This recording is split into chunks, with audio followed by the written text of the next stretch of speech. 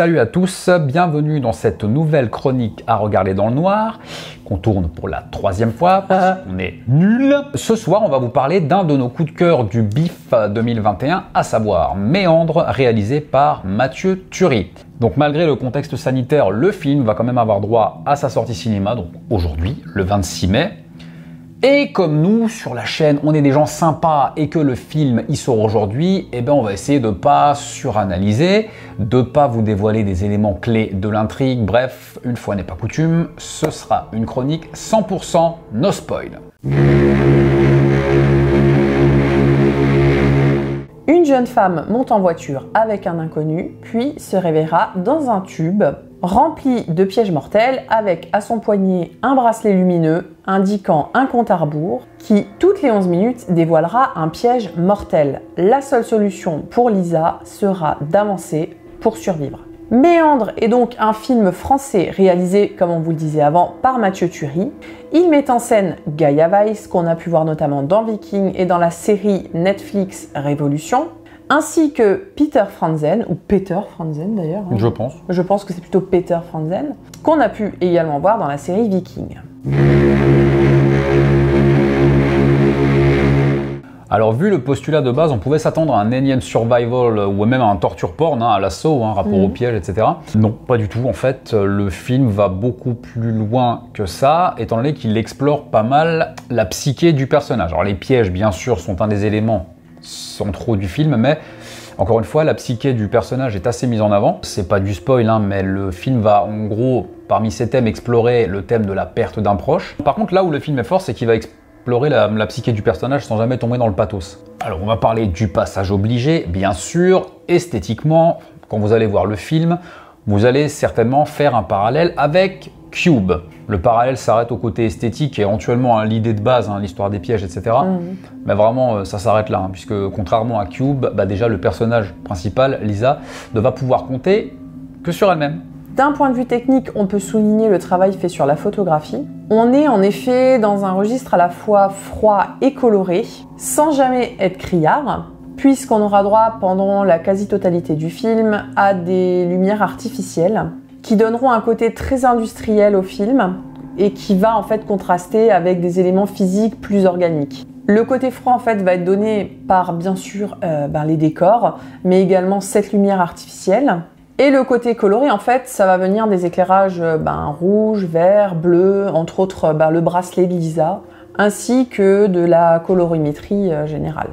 Pour la mise en scène, on a aussi des belles trouvailles, notamment il y a un plan au début avec la voiture qui est assez sympa, et après ça va être des plans quand même assez rapprochés toujours de Lisa, on va être au plus près d'elle, et en fait ça va donner un côté très claustrophobique au film. Il y a même des scènes où clairement on va retenir notre souffle, tellement c'est prenant. Mais à côté de ça, il y a quand même des scènes avec des plans plus larges qui vont nous faire voir en fait toute la beauté des décors, parce que les décors sont quand même assez importants dans le film. C'est presque un espèce de personnage secondaire. Certains éléments du décor peuvent être presque considérés comme des personnages. Voilà. Et bien sûr, ces plans plus larges vont aussi nous montrer toute la beauté en fait de la photo. Après, on va pas vous spoiler la fin, mais on peut juste vous dire qu'elle est magnifique. Les plans sont superbes à la fin. Parlons de l'interprétation des acteurs, donc les deux, que ce soit Gaia Weiss ou Peter Franzen, les deux franchement sont impeccables dans leur interprétation, même s'ils jouent pas du tout dans le même registre, mais ça c'est dû à l'écriture des personnages. Gaia Weiss, comme on dit, son personnage, on va pas mal explorer sa psyché et du coup elle va jongler entre les émotions avec une assez grande facilité et un assez grand naturel. Quant au personnage de Peter Franzen, lui, son personnage, il va dans son écriture, il a un côté un peu plus grandiloquent et du coup, il s'en sort aussi admirablement. Il est aussi impeccable dans son interprétation. Fait intéressant, on a un personnage principal féminin, bien écrit, franchement, qui a des préoccupations qui sont pas amenées avec lourdeur comme ce qu'on a pu voir sur certains films récents. Et ça, franchement, ça fait bien plaisir.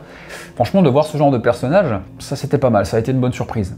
Et chose intéressante, du coup, on a un personnage féminin fort, vraiment bien écrit, et qui est écrit avec beaucoup de subtilité, je trouve, qui est pas...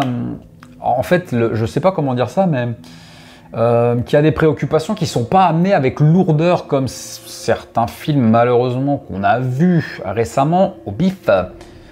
Si vous avez suivi le live concernant le BIF, vous savez de quel film on parle, je pense.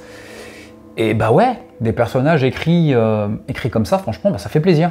Au niveau de la narration, on est sur quelque chose d'assez linéaire, mais en restant efficace et jamais ennuyeux. Encore une fois, ce qui est une belle prouesse quand on voit le postulat de base et le nombre de comédiens à l'écran, franchement, il fallait le faire. Ça aurait pu être casse-gueule. Ouais, franchement. À un moment donné du film, on nous emmène même dans une direction assez inattendue. Nous, pour notre part, on s'est dit, bah, celle-là, je l'avais pas vu venir.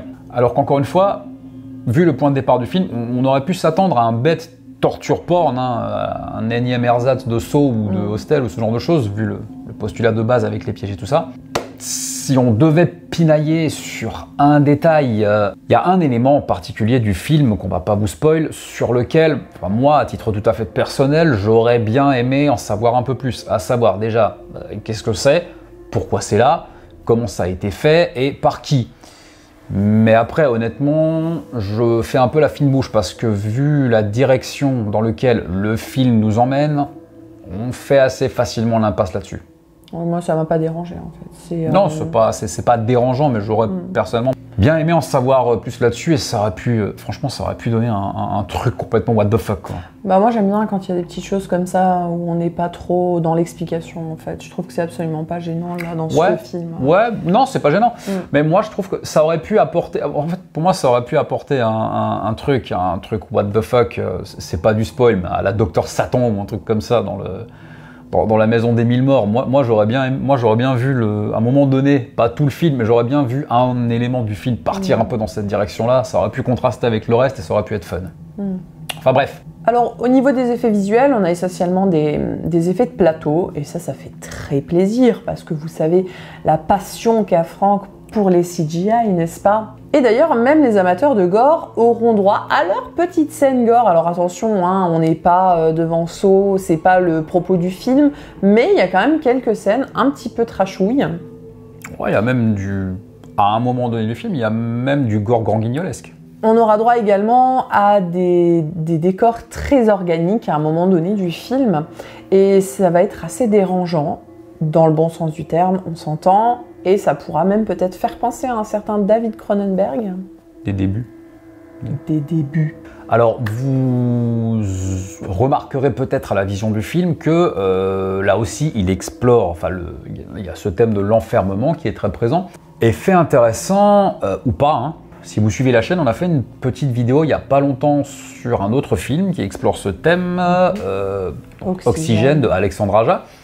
Et à la vision des deux films, on a vu Oxygène après avoir vu Méandre, comme Méandre on l'a vu au BIF, mais on s'est fait une réflexion. On s'est demandé, est-ce que c'est volontaire que ça explore ce thème de l'enfermement, parce que c'est deux films sortis assez rapprochés, à quelques mois d'intervalle. Alors, dans le cas de Oxygène, voilà, le film il a été remanié entre-temps à cause du Covid, etc. Mais du coup, les deux films explorent le thème de l'enfermement. En fait, on sait que, rétrospectivement, on sait que les situations de crise et les périodes de crise ont toujours été un réservoir d'inspiration pour les réalisateurs et pour les artistes en général. Et là, on s'est demandé s'il pouvait y avoir une corrélation entre le thème de l'enfermement qui est exploré dans ces deux films et la situation actuelle, enfin, qu'on vit depuis début 2020. Et on s'est demandé, est-ce que ce thème de l'enfermement, est-ce que ça va devenir, pendant du moins une période donnée, quelque chose de récurrent dans le cinéma? Est-ce que ça peut être intéressant? Si ça arrive, est-ce que ça va devenir rapidement redondant? Et franchement, nous, ça nous intéresse d'avoir votre avis là-dessus, donc n'hésitez pas à nous laisser des commentaires, vos ressentis, voilà. En tout cas, nous, ça nous fait très plaisir de savoir qu'un film de genre français de cette tenue va avoir droit à sa sortie en salle. On vous conseille vivement d'aller le voir, parce qu'il est génial, vous avez compris, on a kiffé. On espère sincèrement qu'on vous a donné envie d'aller voir Méandre. Et on attend de voir ce que va nous réserver Mathieu Turi pour ses prochains films, parce que je pense que c'est un réalisateur à suivre. Ouais, Donc c'est la fin de cette vidéo.